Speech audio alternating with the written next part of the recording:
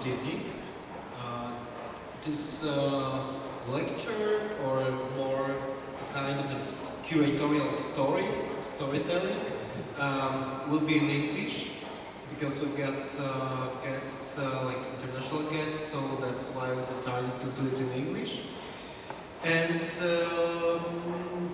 I don't know if it would be very performative, but we'll try to tell you a little bit about our research, about important context for the exhibition and for our work, to reveal a little bit the workshop and the background of what we did. And you all probably had opportunity to see the exhibition before, and you know that we've got these 6 categories, like ideology, state surveillance, extractivism, algorithms, infrastructure, and future, that are like essential categories for this exhibition. And we would like to tell you a little bit more about some of them, like how we thought about them, what contexts were important for this work. Okay, so let me say more about the first category, the first important theme of this exhibition, which is related to the ideological and political dimension of technology. And let me start from the short explanation of the title, Seeing Stones, or Planetary, are opaque, indestructible spheres, crystal balls, as Zach Glass said before, which enable long-distance communication and, what is important in the context of the exhibition, enable a glance into the future and into the past. So speaking, to use a modern dictionary, Planetary let the holder make predictions and classify data. This object, this is a definition of Planetary.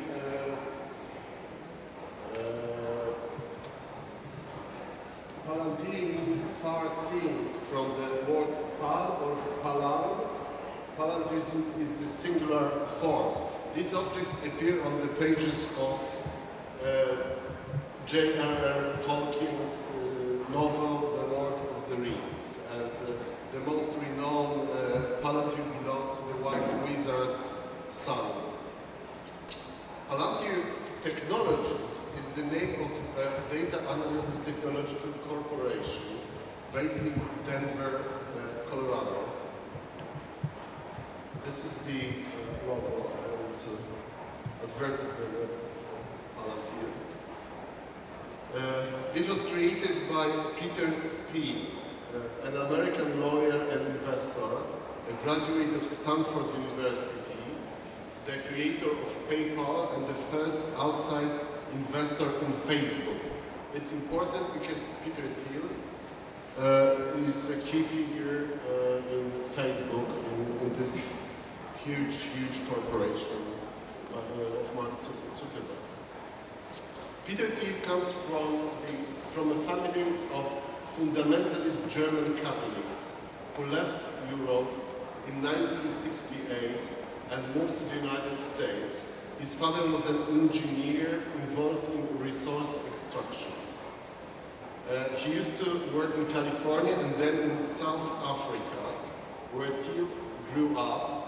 After returning to America, Peter became a member of the Young Republicans, helping with Ronald Reagan's campaign in 1980. And then he went on to study law at Stanford University. He was already editing a conservative university newspaper and writing a book attacking LGBT community. So he revealed himself to be as a radical right-wing activist. Very early, on the very early stage of his career. After graduation, he became involved in startups involving technology. His work includes PayPal, the cashless transaction system, but a few years later, after the attacks on World Trade Center in 2001, just 2-3 years later, in 2004, he created Planetary Technologies with money invested by one of the funds controlled by CIA. In the upcoming years, he funded new enterprises with names referring to Tolkien's fantasy world, and since 2005, he has been continuously supporting right-wing or alt or far-right candidates in local, regional, and federal elections in the United States, including Ted Cruz of Texas. In 2012, he began his activity in education through the Field Fellowship program. It was a program for young entrepreneurs and people working at the technological sector, but directed towards young generation of radical conservative Americans. When he spoke at the Republican convention in 2015, he supported Donald Trump in the presidential election and became one of his closest allies. And today, even today, he promotes Trump-supported candidates in local and regional elections in the States.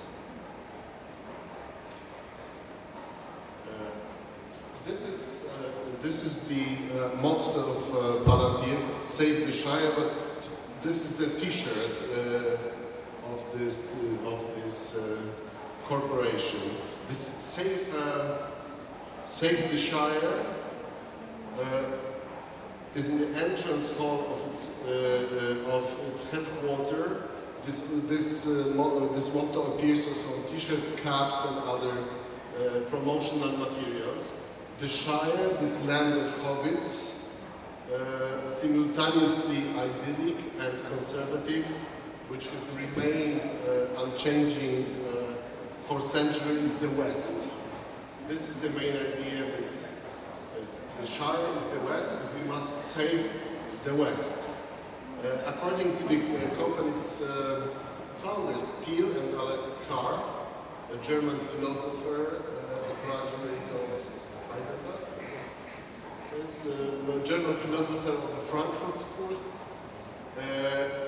It should be defended, the West should be defended against external threats which come from countries and regions competing with the West, including China, Russia, Iran, and the Middle East.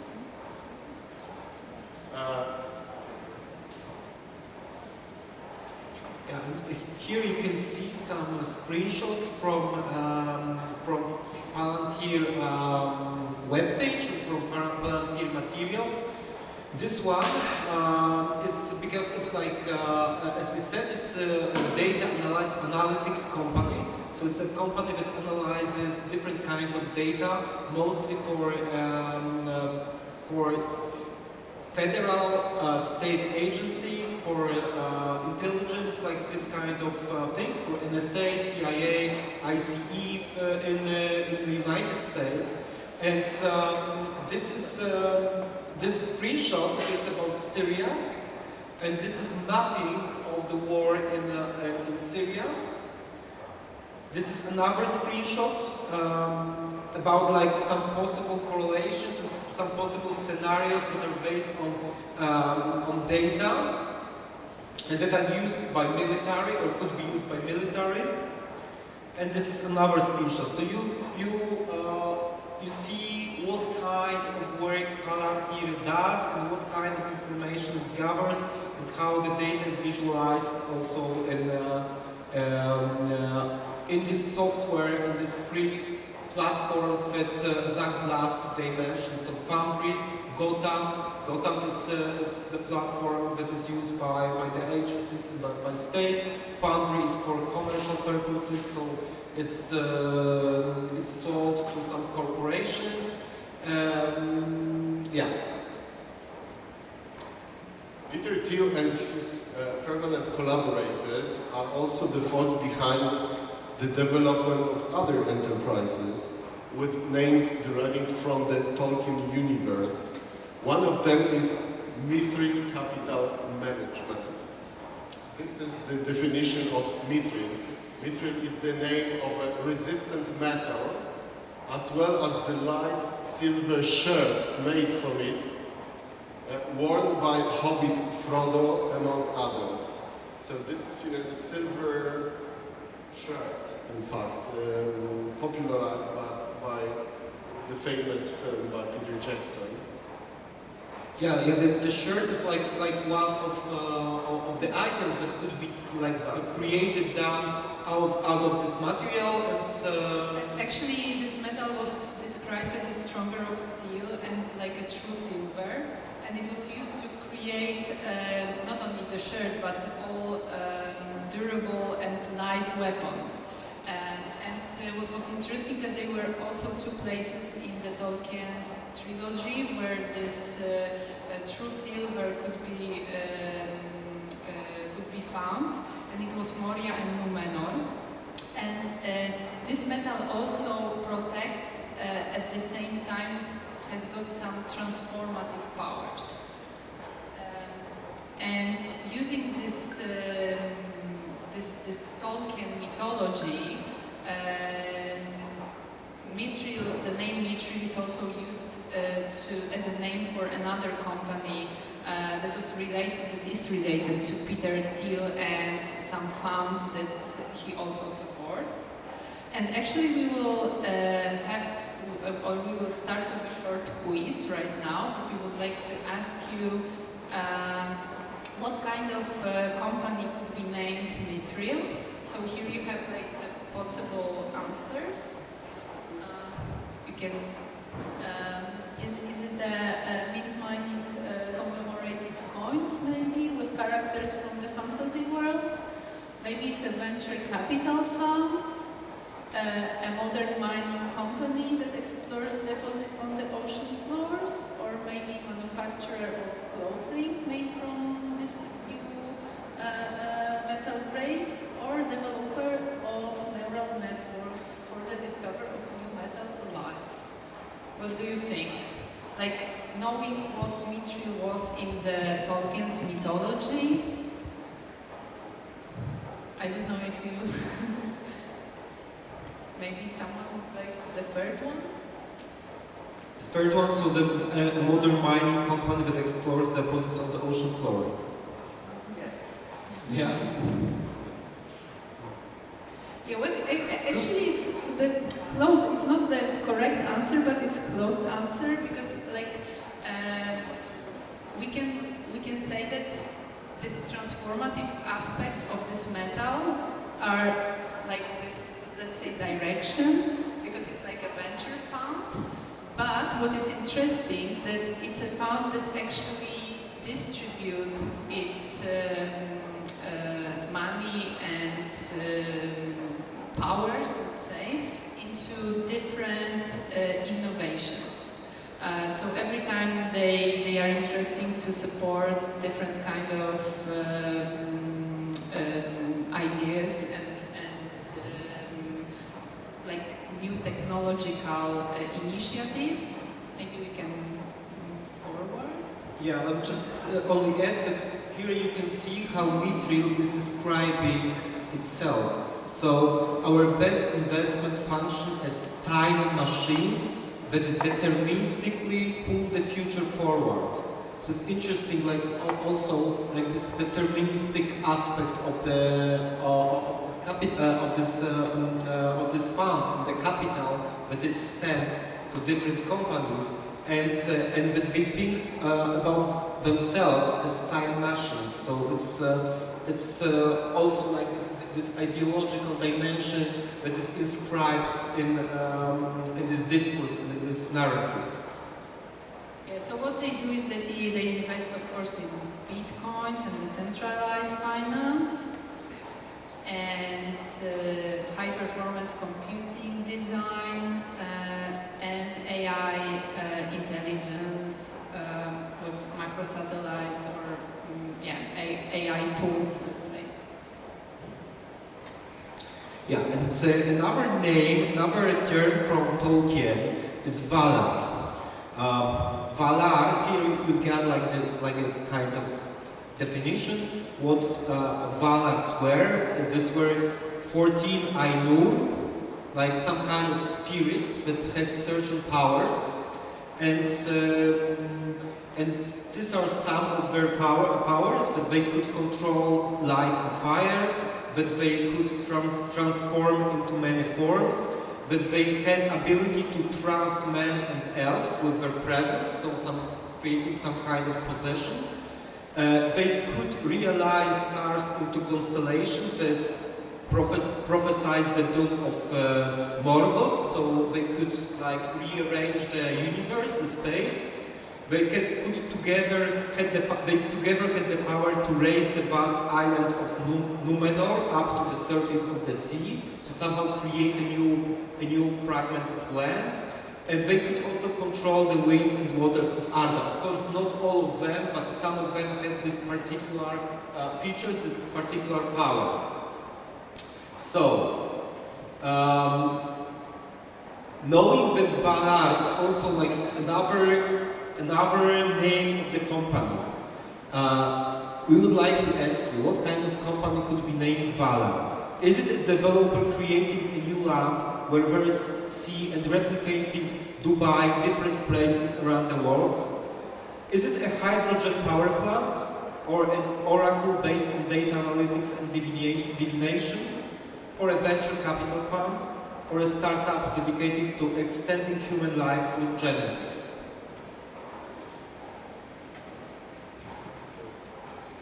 Five, a startup dedicated to extending human life through genetics. Who has another idea? Three.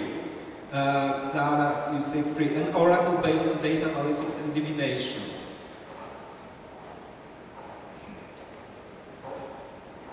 So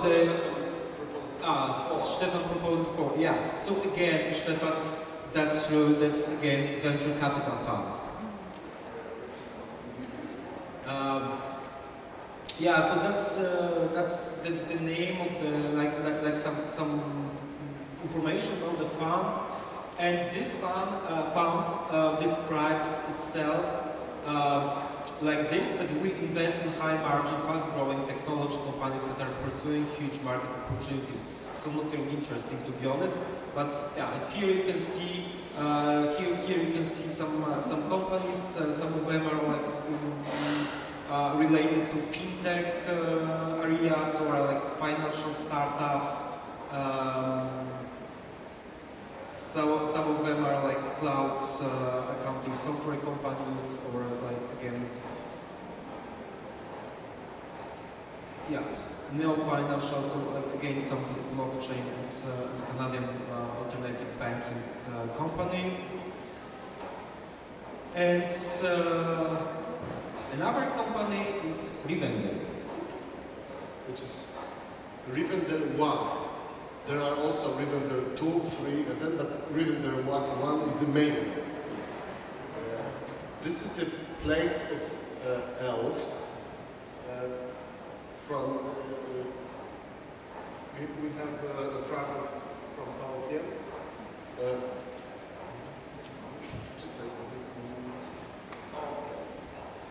In all the days of the Third Age, after the fall of Gil-galad, Master Elrond abode in Imladris. Imladris is another name for Rivendell.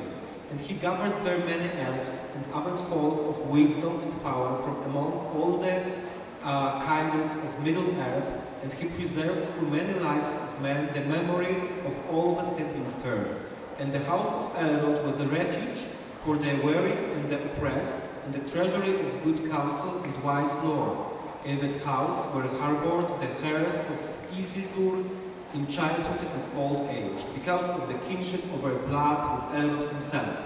So it's a kind of a city, a kind of a place where there is a refuge and where the wisdom is stored, and it is in this valley. Here you can see it growing by Tolkien himself with this this visualization of this valley and of this Rivendell place.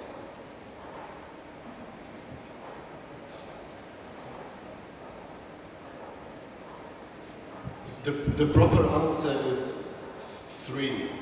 This was, the fund established to invest in Facebook because Peter Thiel was the first outside investor in Facebook, and he was a member of the board in Facebook. And the last company established by Peter Thiel and his colleagues is Lembas. Lembas is the name of a bread baked by the elves, which comes in the form of thin golden pancakes. Lembas can be stored for a very long time and has a high nutritional capacity. So this is the 4th important company established by this group.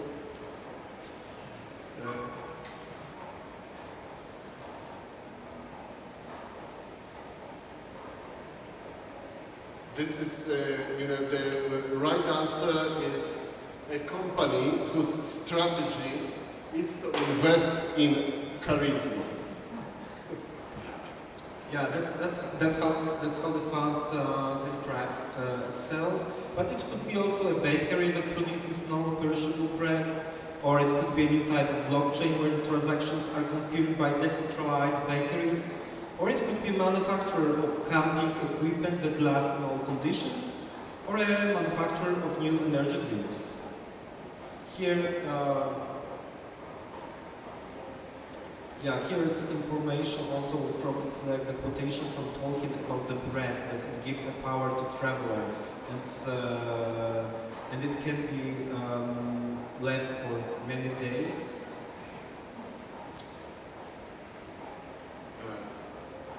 We want to put your attention on the fact that all these companies using this Tolkien's name, or taken from the Tolkien's universe names, are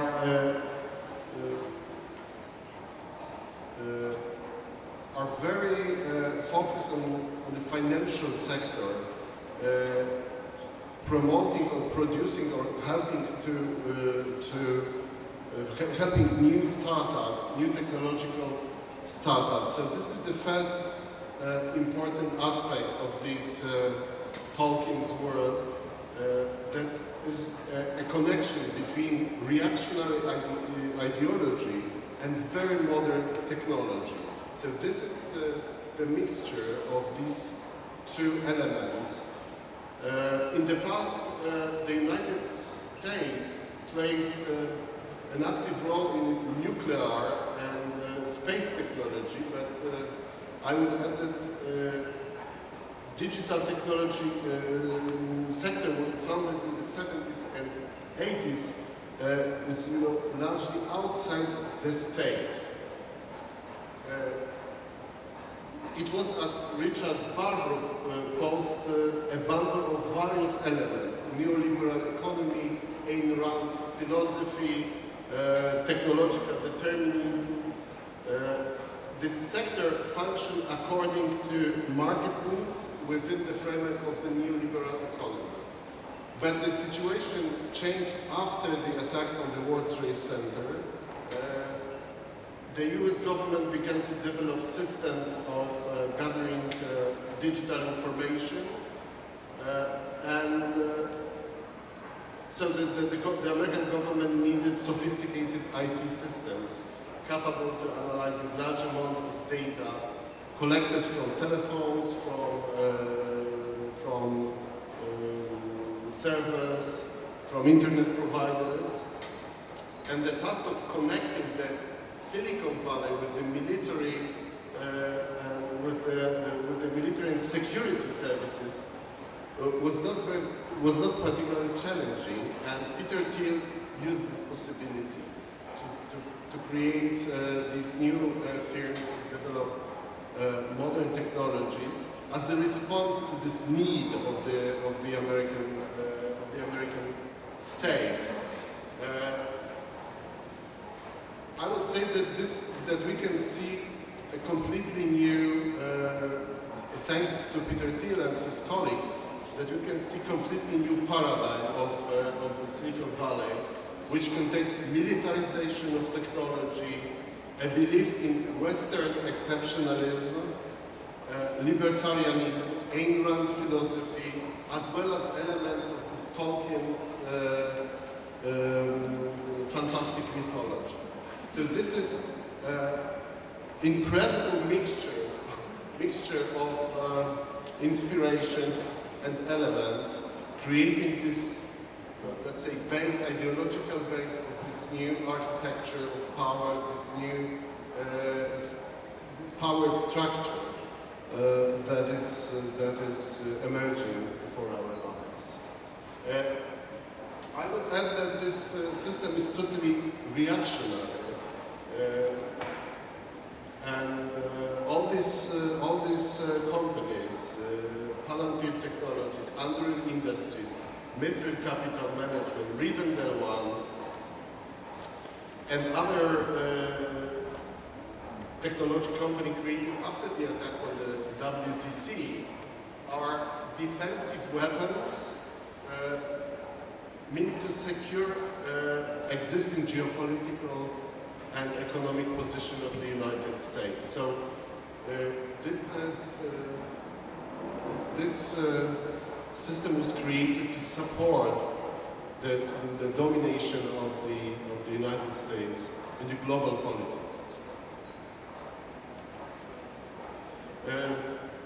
Our guest, philosopher Yu Hoi, in his text on the unhappy consciousness of neo-reactionaries, writes that Thiel's objective is not only reacting to current geopolitical threats, but also a complete change of ideological and political vectors, rejecting the heritage of the Enlightenment. So this is not only, this is an anti-Enlightenment project, in fact, questioning the ideals of equality and democracy. What is at stake is to refer to one of the books from the trilogy, from the Tolkien's trilogy. It is, a return of the king, something like that. This is the ideal. This is the ideal shape of things and the new proposition. So I would say, I would add that this new technological paradigm created by outright American investors must therefore be seen as it deserves to be, as a tool for introducing an ultra-conservative political ideas, reactionary ideologies, and authoritarian models of governance.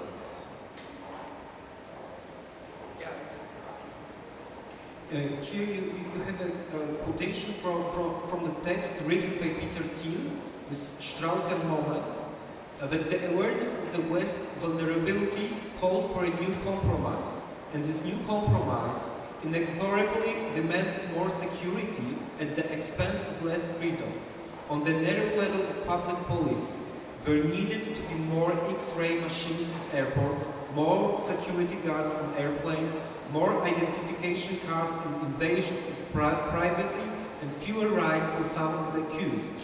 Overnight, the fundamentalist civil rights mania of the American Civil Liberties Union, which spoke in the language of inviolable individual rights, was rendered an unviable anachronism. So you can see that it's just Peter Thiel's writes about this new paradigm and about this new mindset about which Paweł spoke before. the fragment from the recent biography of Peter Thiel, written by Max Czapkin.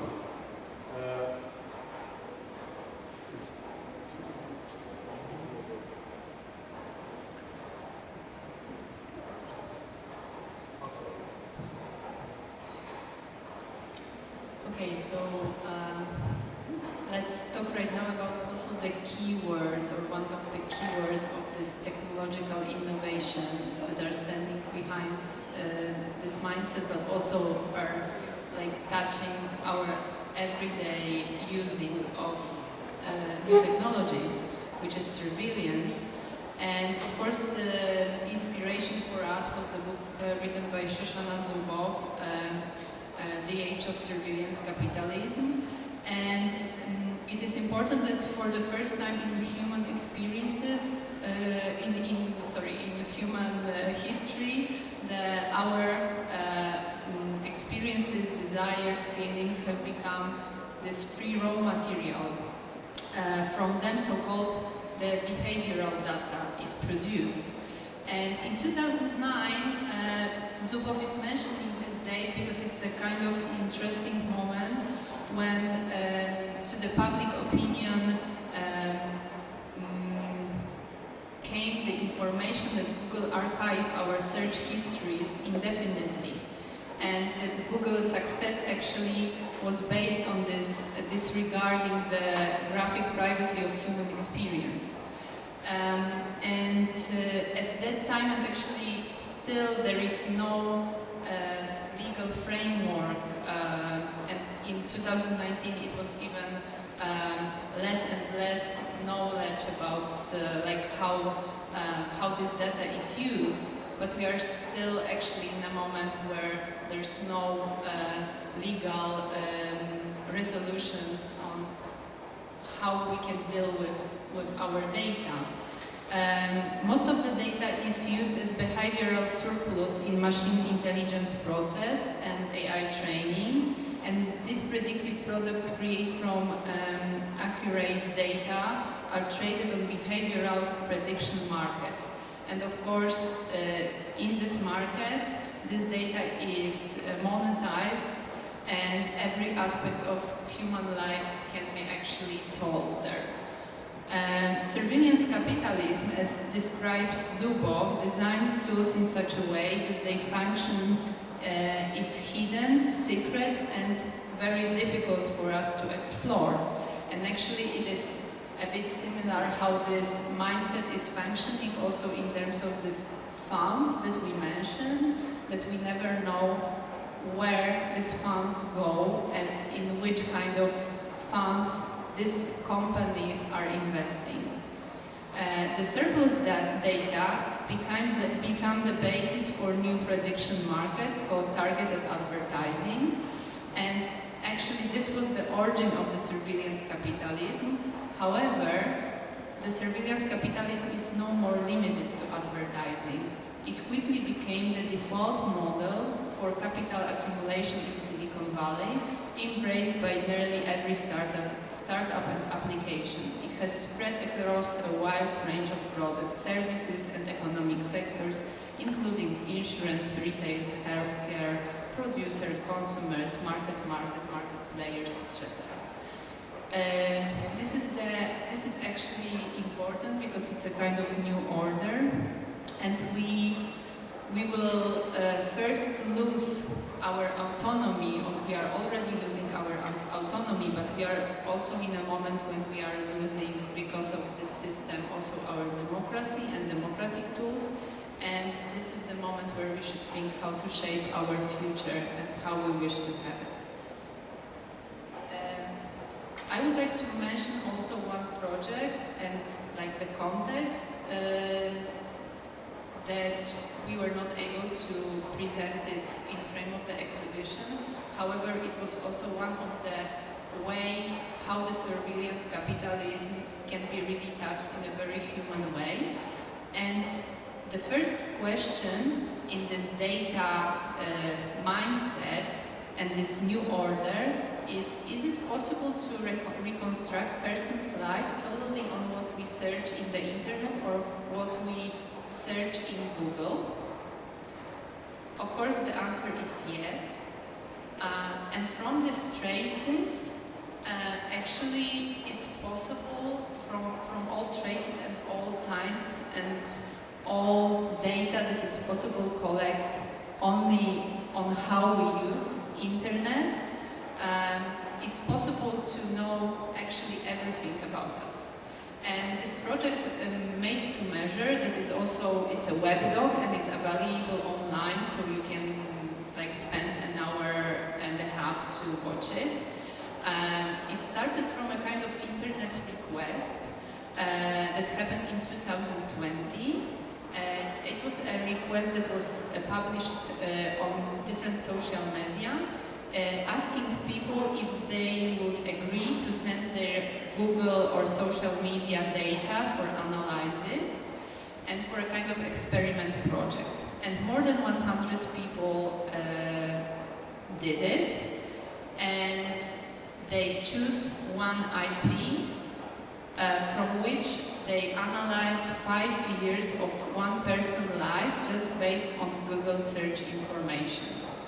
And you can see the result, how precise this reconstruction could be. So actually the data is a kind of new gold, new oil, new gas, that we can say in 2006 the British mathematician and Tesco marketing mastermind Cliff Humpy shouted from the rooftops, data is the new oil, seeing a huge possibility in what data is.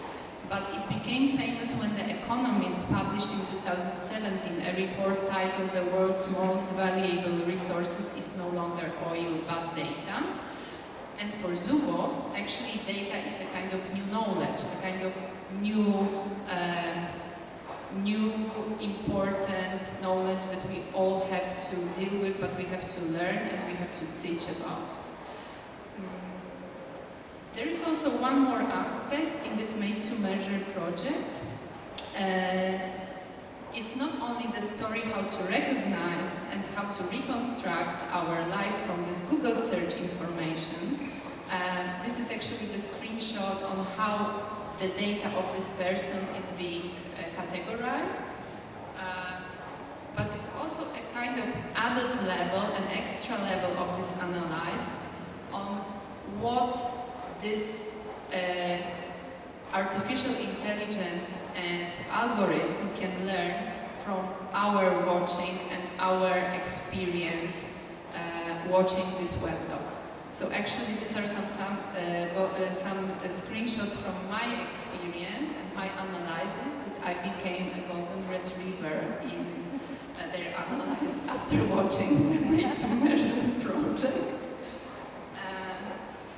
And the data can be divided into big data. So this is the concept on which became mainstream, and it's about large and variable data, the processing and analyzing of data in a very advanced, using a very advanced methods. The metadata is data about data, so it's very much related to this made-to-measure project, but there is also one interesting concept which is called feed data, and it's related to the note to Clifford Geertz, and also Kate Crawford is writing about that.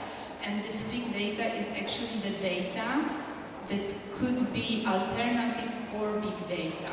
It means that this data is lighting and analyzing more qualitative data.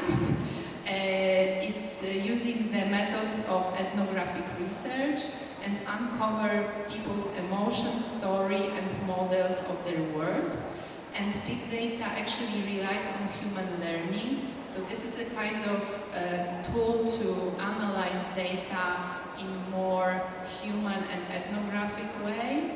Of course it needs more time, so it's much more complex. You don't need so much algorithms and AI for this, but much more the human aspect.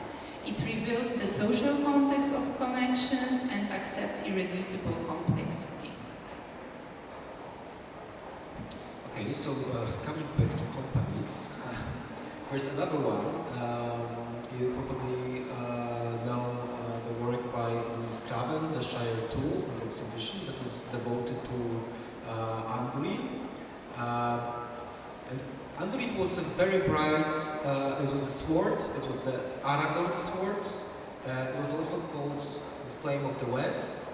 And the company that is not the company established by Peter Thiel, but funded by one of his funds, is doing this. So this is the company that creates the infrastructure, hardware and software. We've got one system that connects all these devices that you will see in a moment to protect borders. So it is used at the Mexican-American border for sure, but it also exports its products and its services abroad. So they create these drones, these surveillance towers, these kind of drones, this kind of like also small automated surveillance equipment. For instance, this surveillance towers, very similar one appeared at the Polish-Belarusian border. I didn't know if they were created by Android or by other companies, but something like this you can meet in Polish forests. You can also meet some infrared traps in the forest. So it's the system or some kind of analogous system that is also appearing right now at the Polish-Belarusian border. So it's another dimension that is, I think, important to note here. And it's interesting because it's one of the border technologies that were also important for us. Why it's important? Because refugees are like this kind of vulnerable people that are somehow not protected against some kind of infiltration or breaking some laws.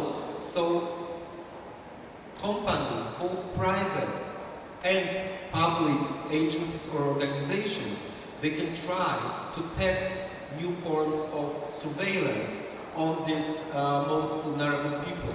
So that's what's happening at most borders, that new algorithmic forms of surveillance are tested and checked on refugees. And then, if it works, it is transferred to other sectors and other spheres. It is becoming a kind of a new norm. So Unreal is of course doing also something like this. And the problem with this kind of companies is that very often they create something that could be named automated racism because of racial and ethnic profiling. So for instance, there are some machine learning systems that are fed on data of some very particular group of people, of communities, or people from some particular ethnic communities that are very used to profile, to check if these people appear, for instance, at the border or in other areas. Here it is one example that is not about border technology, but it's about surveillance technology from China. It's a startup called CloudWalk. Here you can see an announcement, a kind of advertisement that was part of materials and their website. And here it is written that this CloudWalk technology can control neighborhoods and prevent of sensitive people. So who are sensitive people for CloudWalk? These are Uyghurs and Tibetans. So you saw also Paul Collins' work that is about labor camps for Uyghurs that create now this Belt and Road infrastructure. And here you've got the Chinese company that is making this racial profiling of Uyghurs to control the certain neighborhoods in some Chinese cities.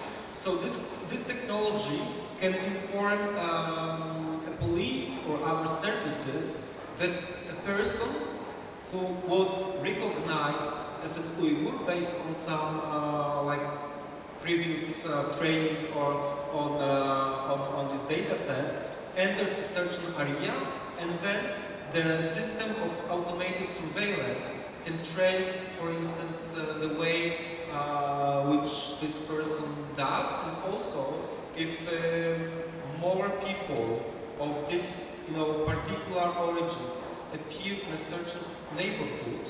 For instance, usually 20 people live in a particular neighborhood, and one day we've got 50 people who appear in this neighborhood. And then the algorithm reads it as a kind of security threat, and also informs the police that there is something happening in the neighborhood because there are more sensitive people than it used to be before. So this is a good technology because it, not a good technology, but I mean a good example of thinking about what kind of this automated, racist, border technologies for surveillance could look like. These are this group of Uyghurs. And coming back to Palantir, here it is a picture from I think 3rd of from yesterday morning. It's Alexander Karp, the CEO of Palantir Technologies, who came to Kiev to meet Zelensky. And there was a big announcement that Palantir is establishing its office in Kiev and now will also sell its services to Ukrainian government. So it's interesting because it's like you see here we've got a quote from Svetlana Matvienko, Ukrainian theoretician who wrote a book about cyber war and revolution. But cyber war is always a capitalist war. That's what. So this entanglement between capitalism and state violence here is seen, I think, like the most. It's interesting also what Svetlana Matvienko writes about cyber war, because she says that what this big data, big tech companies does with our data is something that is kind of fit for the cyber war. So it is data about human emotions, desires, behaviors, and all kinds of vulnerabilities analyzed by AI that serve the aims of cyber war by increasing polarization among platform users and reproducing antagonism and toxicity within echo chambers and various information and worldview bubbles. So this kind of polarization and this kind of creating new antagonisms in social media and on different platforms is something that serves also, not only serves capitalism or not only serves for commercial purposes, but it's something that is also played by secret services and by states. And of course, like this behavioral manipulation is the aim. So that's why these companies collect all this data and creates these precise profiles to, in the end, manipulate the groups that were profiled before. So to stimulate certain behaviors, certain decision making, and also certain tensions and antagonisms.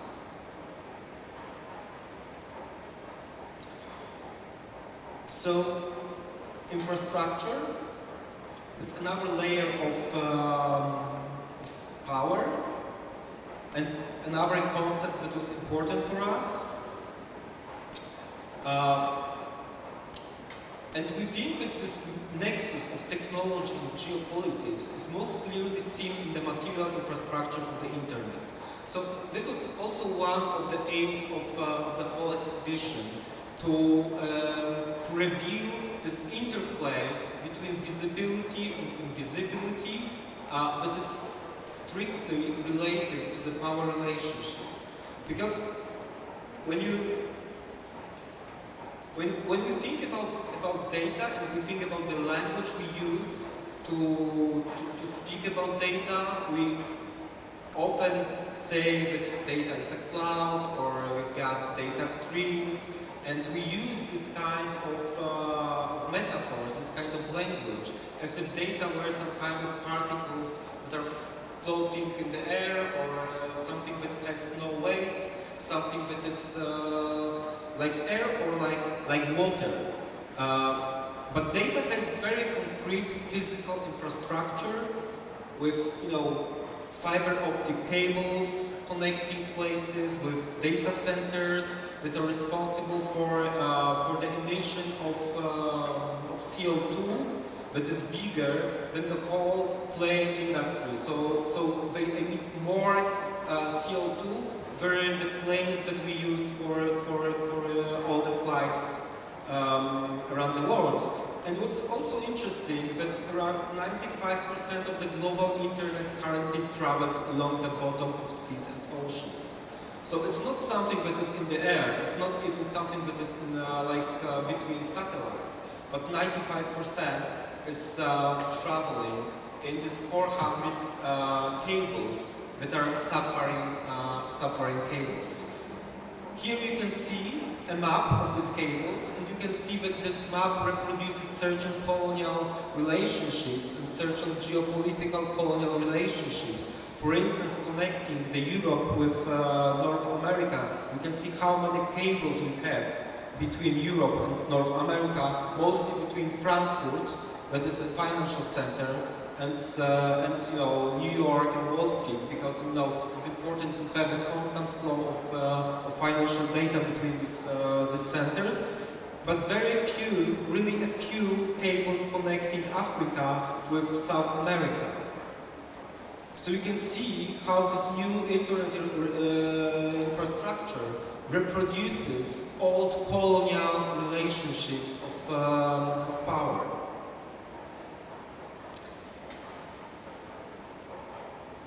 And you see that this physical infrastructure of internet is something that evades our gaze, because it's extremely difficult to analyze something that is doubly concealed. First, by the language, which makes us think of the World Wide Web as a cloud, but also by the inconspicuous nature of the symptoms and manifestations of its infrastructure. So someone who is not familiar with the secret code of the internet's underground infrastructure won't even notice that somewhere just around the corner the internet is flowing, and that the cloud is to be found on the sea floor and in the earth, and not in the expanse of air. So for instance, this is a place in Mielno, that's one of Polish cities. We've got two cables coming to Poland from Bornholm Island, and if you look at this picture on the right side, maybe I will show it. Here, you can see a surveillance camera looking into the sea, and nothing more. So that's the only symptom of that something is about this place. And if you check the Infrapedia map, Infrapedia is the platform that maps the internet infrastructure around the world, then you realize that it is the place where one of the submarine cables landfalls. And here is a sea. So nothing. It's mostly nothing seen here. So we never recognize this place as a place when you can find some kind of cable landing point. Yeah. And here we've got PERN infrastructure, so it's mostly oil and gas infrastructure. PERN is the company that is responsible for like transferring oil and gas to oil to Poland. So it's part of this infrastructure.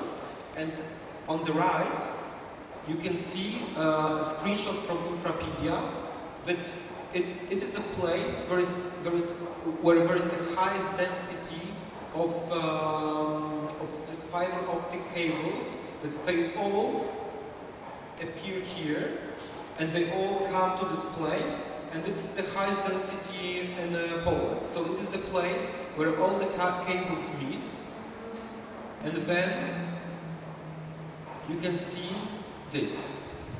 So this is the place where like all the Polish internet travels,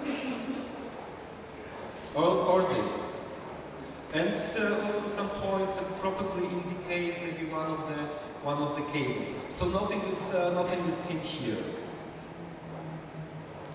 Yeah. So this is this game of visibility and invisibility, but is strictly bound up with power.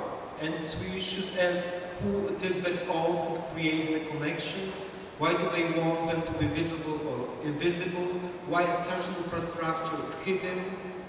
How do they mask, mark, and tag them? And under what rules do they create them? But also for data to enter into circulation, there must be a place where they begin their journey. These places are the data centers, immense server facilities where the entire internet resides. So, yeah, these are some data centers. Maybe I will just show you this one because it is, I think, the most interesting one. It is called Swiss Fort Knox. It is a Swiss data center that is considered to be the safest data center in Europe, and it is inside the mountain. So you can see like how it looks. Yeah, and it's important also to note that the internet has this material nature, that it has a temperature and a chemical composition. That all these elements, the server cases, bundles of cables, firefighting systems, electricity generators, batteries, cooling system, all of these elements of the internet infrastructure have their texture, smells, flexibility, temperature, and physical and sensual properties. And it's interesting because during one of the visits with Vanessa Graf, one of the artists who's wearing also, you can see this zine, this material internet field kit. We went to Gdańsk to visit one of the data centers, and the owner of this data center pointed out that the floors have to be capable of bearing substantial loads. So we're not realizing that it's really important to have a good floor, because this floor has to support a weight of 35 tons. So it's quite a lot for a cloud.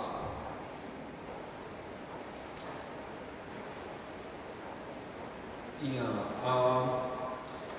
I'm thinking now, I don't know, Anya and Paweł, because we have, of course, more to say, but it's now 1 hour since we started. So I'm not sure if we should continue, and maybe it's a good moment to open the conversation with you, and probably you have some questions, or maybe you would like to ask about something, or yeah, but maybe not finishing like in the middle of the sentence, I mean middle of the discourse as well.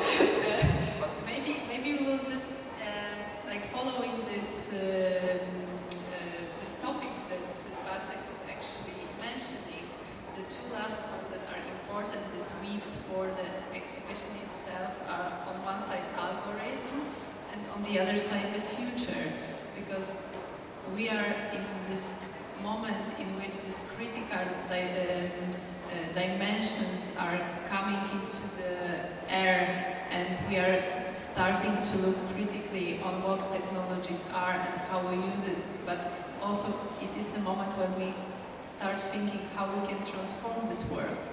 Actually, I think my colleagues would agree with it that we cannot imagine the moment, the world in which we are going locked out from this system, and this technology is gonna be with us. So it's a question like, what kind of scenarios can we design and how we can think about new technologies. In frame of the exhibition, we are trying to show different projects that are going or are thinking beyond this Silicon Valley mindset. Often also they are going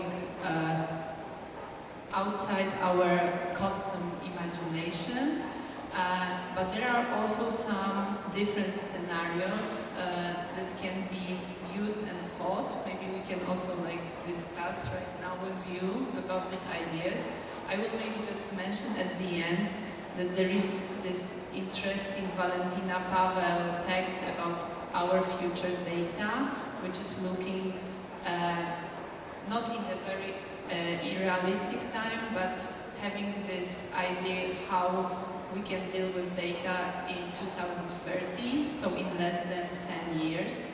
And just very briefly, that she's describing 4 scenarios of how we can imagine different paths for the data use. So the first one is about having rights over our data, but we are still functioning in this capitalistic system, so the companies are managing the data, but we can just decide which company is gonna manage our data.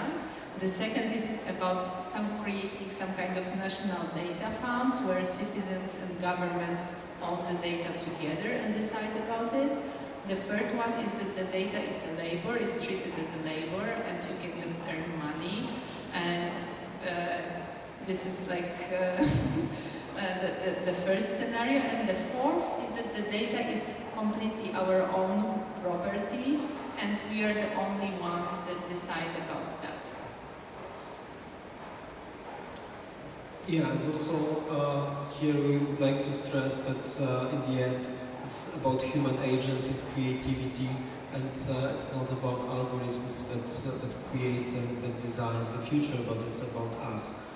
And I think it's the most important aspect of this, that in the end we are responsible for the future and about the technologies that we create, and that nothing is deterministic here.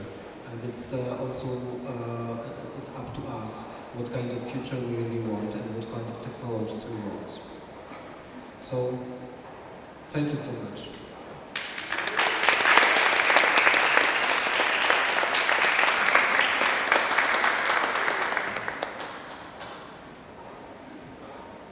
Yeah, so I don't know if anybody would like to.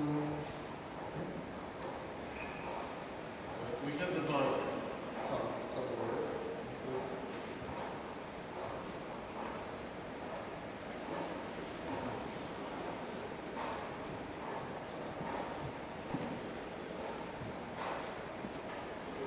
Thanks.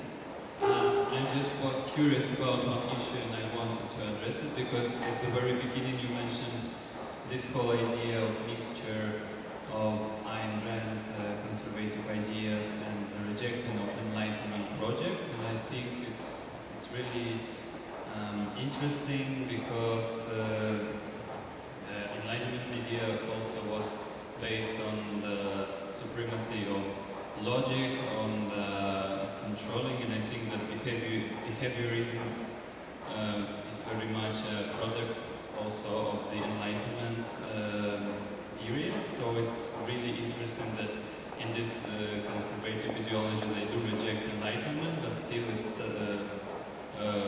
looks like expansion of this idea to its limits. So I don't know if it's a question or just a way of addressing this issue. Thanks. I would refer to the essay by our close collaborator and member of our board, Spanish philosopher Marina Garcés, who wrote an essay entitled in English, "The Exception and the Global Counter-Revolution." And this is an essay about a global emancipatory movement and the counter-revolution. The global emancipatory movement after the Occupy Wall Street, after Arab Spring, after the all these mass protests and manifestations demanding democracy and equality, more egalitarian future. Marina there says, and I agree with her, that we have to deal with a kind of counter-revolution, a counter-revolutionary movement that questions all these positive aspects of the Enlightenment, understood as equality, solidarity,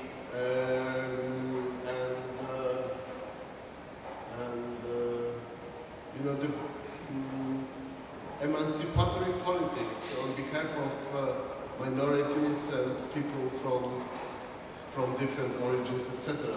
So I think that this new paradigm of the Silicon Valley is based on the worst reactionary ideology, which questions all these emancipatory politics that was a result of the 200 years of emancipatory politics since the beginning of the French Revolution. So that's my point. That this is, the project to restore this traditionalist foundation of the world.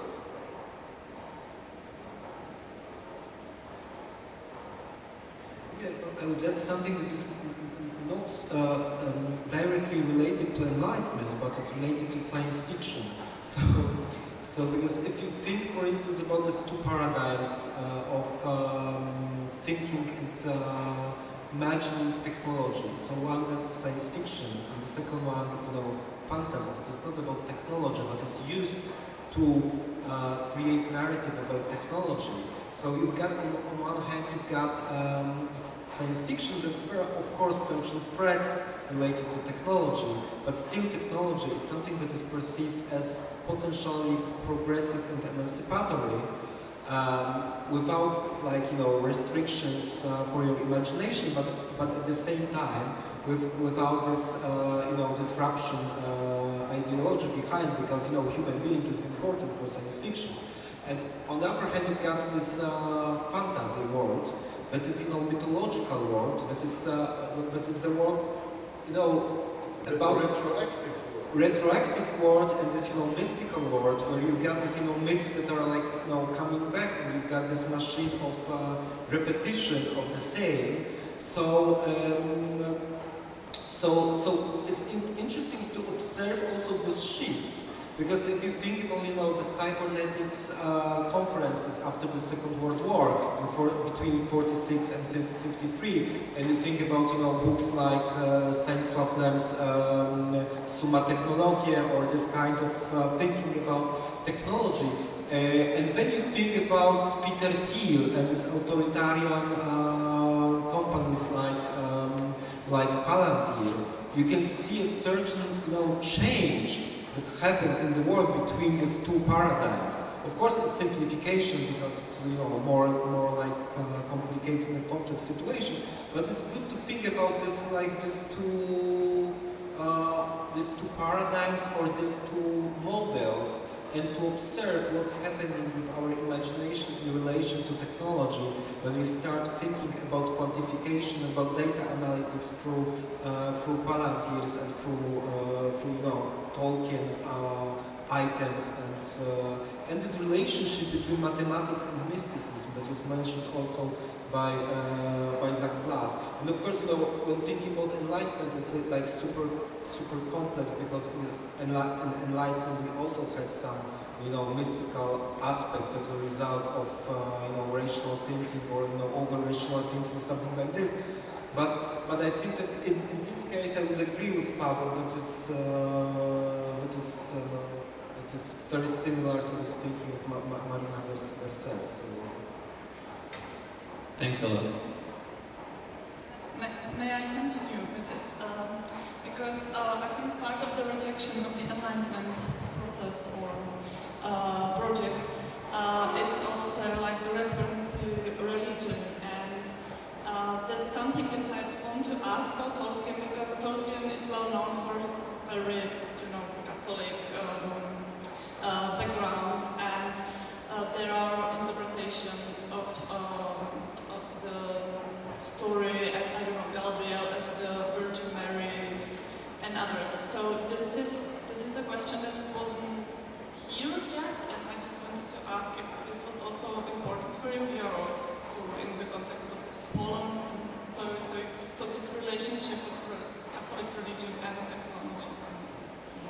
I think that the pop cultural aspect of Lord of the Rings is more important in this context than this religious or Catholic. Yes? So I would say that the Catholic Church in Poland at the moment is relatively weak, and this tradition is somehow hidden or, underground. After the scandals in the Catholic Church in Poland, it is really weak. And for many people in Poland, this pop culture aspect, as I said before, is more important than this religious related to the Catholic Church. But of course, Catholic Church is, especially in Poland, can be considered the element of this new architecture of power, even if it is weak. Yes, so this is for sure a reactionary force fighting against the tradition of the Enlightenment.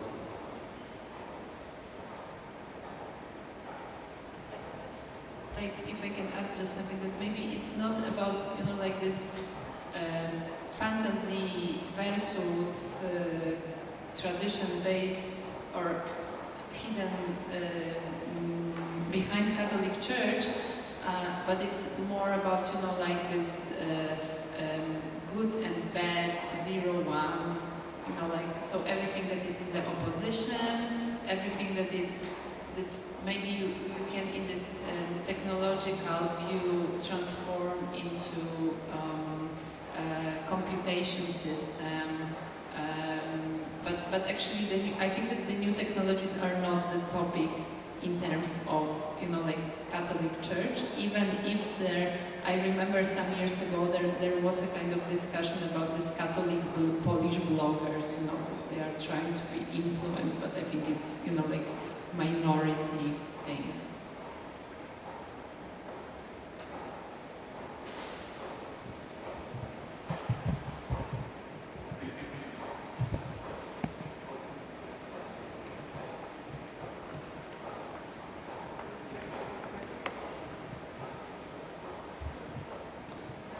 Thanks. I'm not entirely sure whether this is a question of where this is really going, but I kind of picked on a few threads in what you were saying, and I think the nod to the Enlightenment project in what I'm saying is the notion of the myth making, because I think we spoke also about making myths in a battlefield. And one of the ones that happens here as well is the notion of the future, which is very much connected to this linear time frame that Enlightenment projects introduced. But also, it is very much present. I'm thinking about Federico Campagna, for example, when he says that all the beings, not only humans, are important in the technique project and in the capitalist project only as a form of potential. It's like you are potential for the future production, which actually never really happens. So the future is the key myth here. And when we say here about the changing of the agency and the using of the new technologies, again that moment of the future is being repeated. And what occurs to me is that perhaps maybe the solution here would be to say the future is now, and instead of going through the potential and through the projects that explore the potential, that Anya said, 2030, for example, it's here because, you know, when we look at the time differently and the agency differently, then the future project and the last time project and the enlightenment project sort of erase themselves.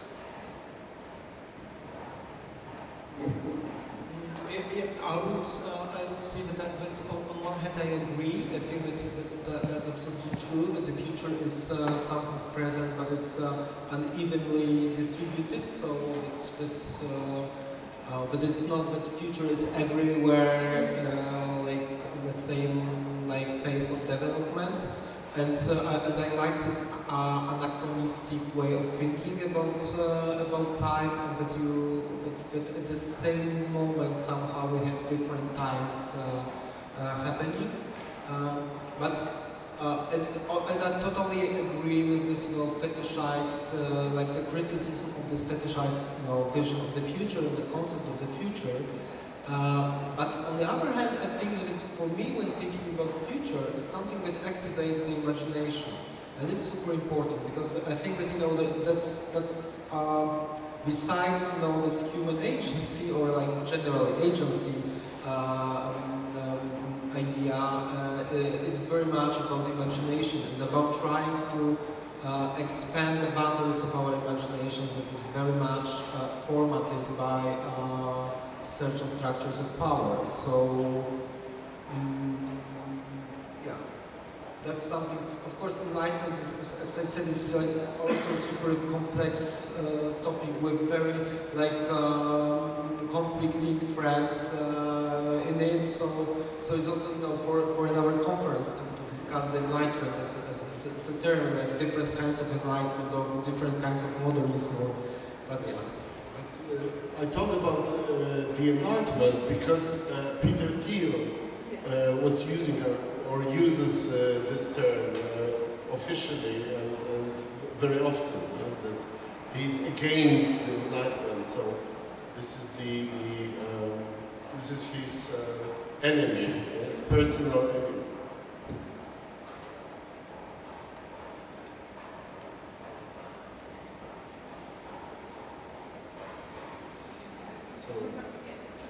Thank you very much for participating in our lecture and the conversation. And thank you for questions and for the conversation. Yeah, thank you so much. And of course, feel invited to the meetings and lectures that are tomorrow and during the next weekend.